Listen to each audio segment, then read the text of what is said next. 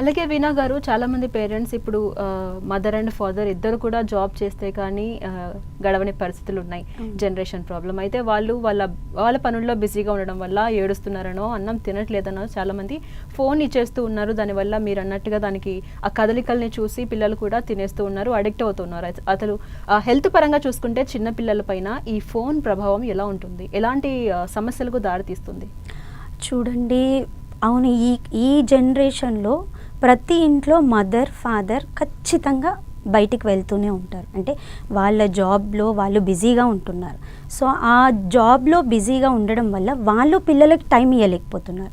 So ఆ పిల్లలకు time ఇవ్వకపోయేసరికి వాళ్ళని ఏంటంటే డిజిటల్ మీడియాకి అలవాటు అవుతున్నారు. ఎలా ఇప్పుడు ఫోన్లకు కానీ, లేదా టీవీ చూడడం కానీ, లేదా సినిమాలు చూడడం కానీ, ఇలాంటిది అలవాటు అవుతున్నారు.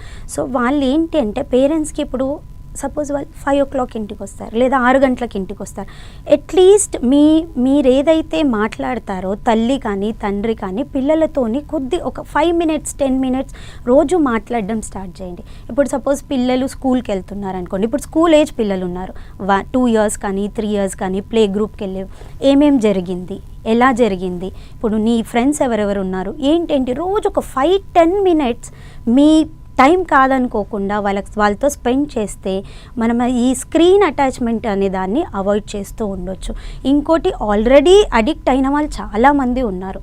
వాళ్ళని ఏం చేయాలి అంటే వాళ్ళని మెల్లిగా మీరు ఏం చేయండి అంటే వాయిసింగ్కి అలవాటు చేయండి. అంటే ఇప్పుడు సపోజ్ వాళ్ళు స్క్రీన్ కదలికలను చూస్తూ వినడం అలవాటు అవుతారు. సో ఆ స్క్రీన్ కదలిక తీసేసి ఓన్లీ వినడం అలవాటు చేయండి. ఇప్పుడు సపోజ్ సాంగ్స్ పెట్టండి, లేదా పిల్లలకు రైమ్స్ పెట్టండి.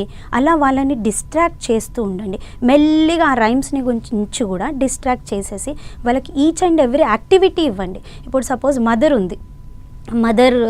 వంట చేస్తుంది, వెజిటేబుల్స్ కట్ చేయడం కానీ, అది చేయడం కానీ, ఆ వెజిటేబుల్స్ ఇవ్వండి. ఏదన్నా ఇప్పుడు సపోజ్ ఏదైనా వెజిటేబుల్ కట్ చేస్తే పైది వస్తుంది, దాంతో ఆడుకోమని ఇవ్వండి. ఇవన్నీ న్యాచురల్ థింగ్స్. అలా మెల్లిమెల్లిగా పిల్లల్ని డిస్ట్రాక్ట్ చేయండి. ఒకే టైం కూడా పిల్లల్ని డిస్ట్రాక్ట్ చేయలేము. అందరూ అడుగుతారు, మేడం అసలు ఫోన్ తీసుకోగానే ఏడుస్తూ ఉంటాడు, ఆ ఏడుపుకు మేము మళ్ళీ ఫోన్ ఇవ్వాల్సి వస్తుంది. అవును, ఈవెన్ యాజ్ ఎ మదర్ నేను కూడా అది ఫేస్ చేస్తున్నాను. బట్ ఏంటి అంటే మనం కూడా పిల్లల లెవెల్కి వెళ్ళి అర్థం చేసుకొని ఏం చేయాలంటే ఆ ఫోన్ని మెల్లిగా డిస్ట్రాక్ట్ చెయ్యాలి అంటే మనకు వాళ్ళ ఏజ్కి తగ్గట్టు యాక్టివిటీస్ని మనం క్రియేట్ చేయాలి. మనం మాట్లాడితే వాళ్ళు వినరు. సో వాళ్ళ ఏజ్కి ఏదైతే ఆల్టర్నేట్ యాక్టివిటీ ఉంది, ఇప్పుడు ఒక్కొక్క పిల్లోనికి ఒక్కొక్క రకమైన ఇష్టాలు ఉంటాయి. ఆ ఇష్టం తల్లికే తెలుస్తుంది. దాన్ని బట్టి మెల్లిగా బాబుని డిస్ట్రాక్ట్ చేయడం మంచిది. ఆ స్క్రీన్ నుంచి మెల్లిగా అలా డిస్ట్రాక్ట్ చేస్తూ ఉంటే వాడికి స్క్రీన్ అలవాటు అనేది పోతుంది.